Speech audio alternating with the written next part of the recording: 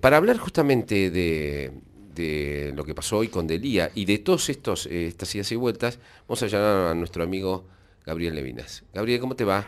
Buen día, ¿cómo andás? ¿Cómo estás? ¿Bien? Yo contento. Nisman te había advertido de esta escucha, ¿no? Él me había dicho antes,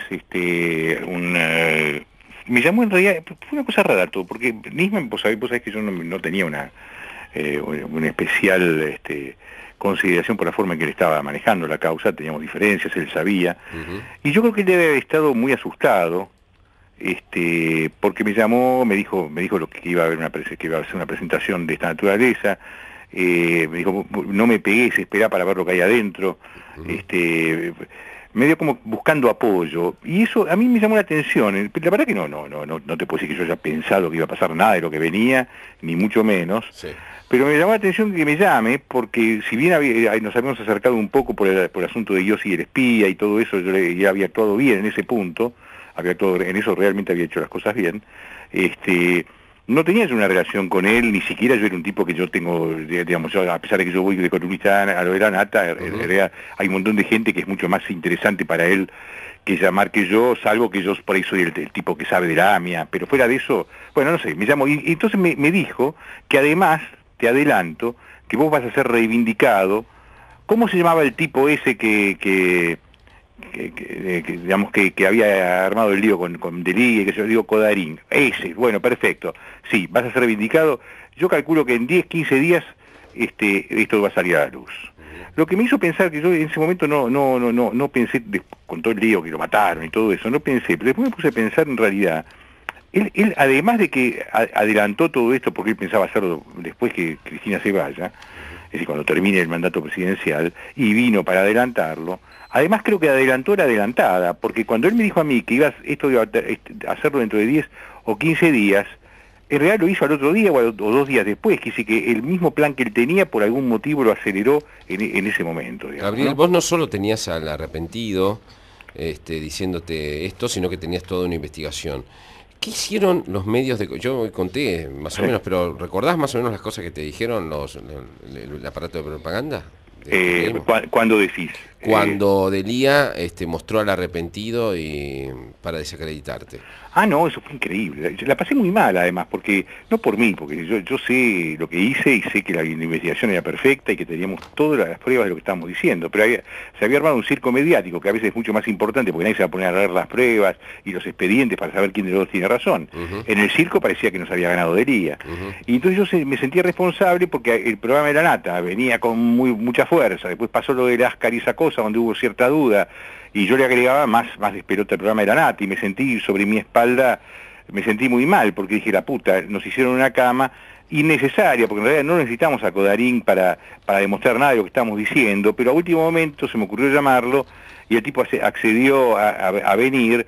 Y la verdad es que pareció lo que el tipo decía. Si vos ves las imágenes, hoy las vi, me fui a Canal 3, estuvimos viendo de nuevo todo, y realmente si vos ves la diferencia de cara del tipo, Ujú. vos sabés que yo soy un hombre de las imágenes, de los lenguajes corporales, Ujú. si vos ves la forma en que el tipo se movía en casa, y Ujú. cómo se movía cuando estaba al lado de Elía, parecía que él estaba con los tipos de ISIS al lado cuidándolo, y acá estaba tomándose champagne. Ujú. Pero en algún momento, es decir, nadie percibió eso, que quedó la cosa así. Lo interesante es que en ese momento, entre las conversaciones que tuvimos, él mencionó por primera vez a Yusuf. Ujú. Ajá. Él dice que la persona que le daba el dinero a Delía para las movilizaciones, para el partido Miles y demás, es Yusuf. Porque yo le pregunto a él, porque otro gran dirigente piquetero que no voy a nombrar para no meterlo en líos, me había dicho que él sabía, porque se lo había confesado el propio Delía, cobraba $20.000 de Irán por mes. Ujú. Esto hace bastante tiempo, no ahora, eso puede haber cambiado 20 veces. Ujú. Pero en aquel momento era así.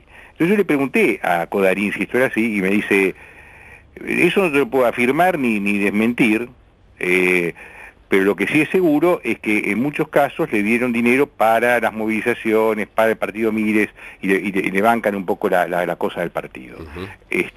Bueno, la cuestión es que se va de acá y lo apretan. Ujú. En la apretada, cuando aparece la imagen después en televisión, aparece una imagen como que él estaba grabando esa conversación con una cosa de TN anterior al momento que grabó conmigo. Ujú. La realidad es que ahora me doy cuenta, y después averigüé y lo confirmo, que este tipo abogado, que es un tipo de la CIDE con muchísima influencia, obviamente le debe haber dado debe haber elegido algún video de TN del día ese para que él lo ponga. Y bueno, no es tan difícil, no hace falta un agente de inteligencia para hacer eso, sí. Entonces, cuando fue ayer, cuando empezaron a aparecer los tapes estos, le dije a Lucas Tabachek, que trabaja conmigo y que fue el que me ayudó además con la investigación esta de Codarín, de la historia de los combustibles. Él lo encontró. Cuando lo encontró, lo subió a Twitter, en Twitter empezó a divulgarse, y ahí fue que se conoció esto. La verdad que fue encontrar una aguja en un pajar, porque son miles de horas, pero nosotros sabíamos más o menos la fecha que podía haber sido todo esto, y realmente lo encontramos. Falta una cosa más que por lo que me dijo Nisman falta, que la estamos buscando, pero en principio ya está. ¿Qué pensás, Gabriel, de toda esta... de todo lo que pasó hoy, Israel haciendo estas declaraciones, idas y vueltas entre el gobierno y la corte con el tema de la embajada?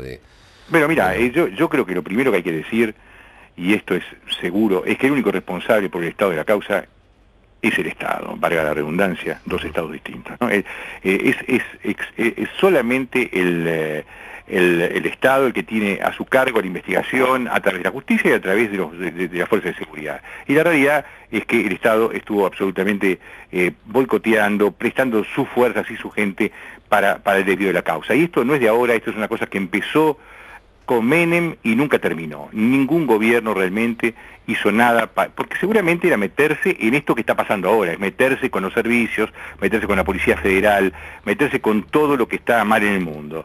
Entonces prefirieron, y les vino bien, la idea de Irán. Yo siempre dije que es probable que Irán sea, o Siria, que en realidad... vos sabés que la gente cree que la pista siria es distinta a la pista iraní, y la verdad que eso es también un error, porque Siria y Irán son como Gatti Chávez, ¿viste? O como Dinan de Luca, o como Thompson y Williams, es la misma cosa. El partido Hezbollah está en los dos. No, que además ninguno hace nada sin autorización del otro. Claro. Entonces que es absolutamente irrelevante quién tuvo a su cargo la parte operativa. Es indudable que sin Irán no se hacía. Pero para llegar a Irán necesitaba sí o sí resolver la cosa interna, y esto es lo que nadie quiso hacer, lo que todo el mundo tuvo miedo a hacer, y lo que por distintas razones políticas y demás. Lo que sí es seguro es que la cosa era desde el inicio era una fuente de poder. Esto parece increíble, pero para cualquiera que haya estado involucrado en cualquiera de los puestos posibles, desde el culpable hasta el abogado de memoria activa, todos adquirieron una relevancia mediática enorme, un gran poder, y esto se notaba. Entonces toda esa gente era usada políticamente de un modo o de otro, porque esto servía para intervenir inclusive en las elecciones. Vos fijate, cuando inventan toda esta historia de la bonaerense, era para joderlo a Duhalde. Y entonces esto fue dando vueltas de una manera y de otra.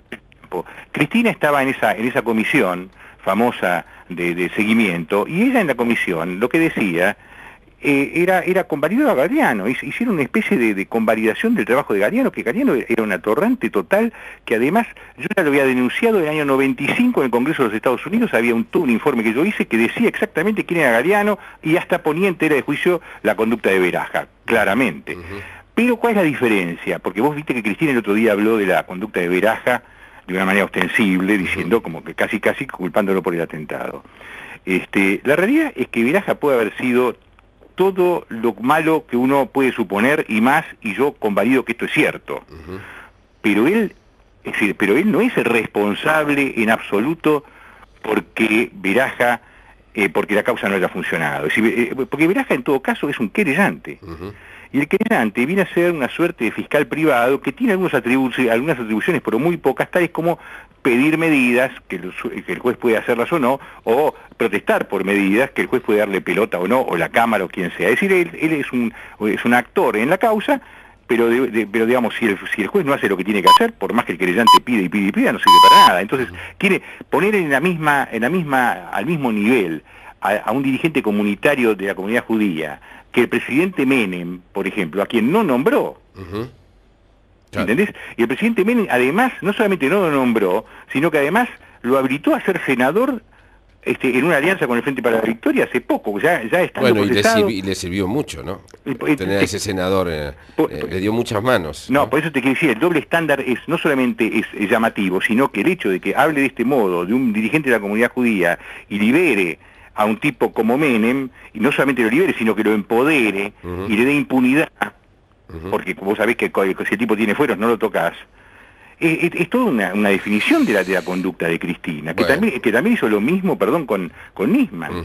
Es decir, cuando dice, ¿qué Nisman es el que nosotros tenemos? ¿El que firmó esto o el que firmó el otro? La realidad es que esas firmas eran cosas que se venían renovando por si había que presentarlas de urgencia y él no estaban, y tenía las dos posibilidades: si entraba o no entraba el acuerdo con Irán, entonces se presentaba de un modo o se presentaba del otro. No era una contradicción.